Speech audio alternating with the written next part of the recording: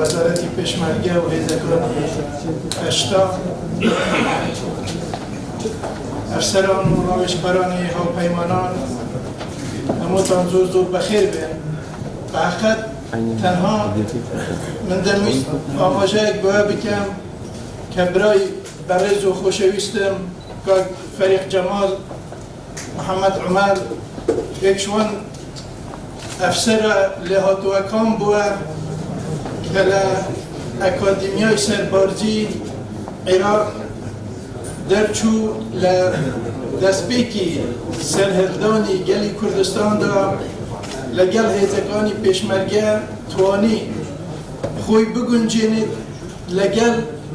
هیزکانی پیشمرگه و بر روحی کی پیشمرگایتی و کردایتی لهمو خوناغ سختکانی رابردو دا لسالکانی نواتکان دا بیش گلوی که او 12 ساله لوزارتی پیشمرگه رولی که گورد دبینیدن بلان به حقیقت لو افسرانه بوه و کو افسری که اکادمی کتوانی بید لگل جیانی پیشمرگاتی خوی بگنجیند لهمو روی که و سرکوتوش بوه لهمو ایشوکارکانی خوی لرابردو دا لسالکانی شری دا عشیش دا وکو سروکی هیئه ارکانی وزارتی پیشمرگه لبرکانی جنگ دا رولی که کاریگر و میدانی بینی و توانیویتی لوزارتی پیشمرگه به پی یاسا و ریسا و به پی سیستمی نامخوی وزارت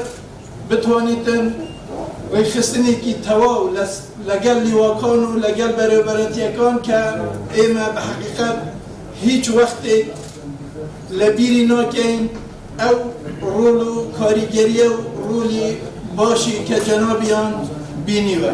امروش لکوتایی مراسمه دا منو جنابی وزیر بناوی هموتانه و سنبلی وزارتی پیشمرگه وکو بیرهاتنک ادین دستی و بگمان همومان حال جیان دابین بردوامین لسر پاراستنی دستکوتکان و مافکانی گلی کردستان لهر کوی که بین پیشمرگه نو لپوز دابین یا لدروی پوز دابین بگمان هموشمان لو باورد داینه هر وقتی مدرسیک خوانه کاد بگات سر حریم کردستان ملی همومان بلیکه و دبیتو پارزگاری لدستکوتو موافقانی حریم کردستان دکن. زور سپاسی جنابی دکن بناوی وزارتی پیشمرگه بو او خدمت دورو درجه موی 12 سالی را بردو دا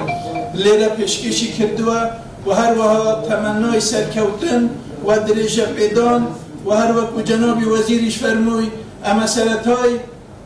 قناغی که نویه پیشو کارکانی وزارت دا و برواده کم بردوام درجه پیدری او کارو ریخستنه و او روله گوره کدیتی برای خوشویست فریق رکن عیسی عزیریش درجه پیادات و پیش دخیتن بو خدمتی هزکانی پیشمرگه و گلی کردستان لهمان کادا پیروز بناوی هموتانه و پیروز بایله که اینو داوای سرکوتنی بو اخوازین و زور سپاس